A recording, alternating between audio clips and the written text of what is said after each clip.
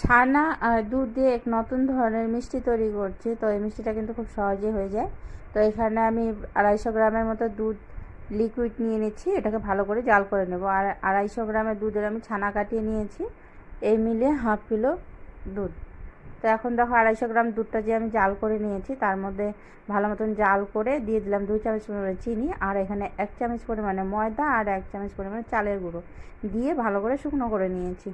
শুকনো করে কিছুক্ষণ ঠান্ডা করে নিয়েছি। ঠান্ডা করে এখন একটু হাতের মধ্যে ঘি লাগিয়ে ভালো করে ডলে নেব। ডলে ভালো করে আমি ছোট ছোট লিচি করে নেব। সেম একইভাবে যে ছানাটা আমি কাটিয়ে রেখেছিলাম, ছানাটা 1 চামচ পরিমাণে চিনি দিয়ে ভালো করে ডলে আমি ছোট ছোট যতগুলো লিচি হয়েছে সেই অতগুলো বল করে নিয়েছি। আর এখন সেই লিচিগুলোকে আমি হাতের মধ্যে সুন্দর একটু ঘি লাগিয়ে ডলে ডলে যে কোনো শেপ দিতে পারো। তো এখানে আমি 2-3 রকমের শেপ দিয়ে নিচ্ছি, তোমরা চাইলে তোমাদের ইচ্ছা মতন শেপ দিতে পারো।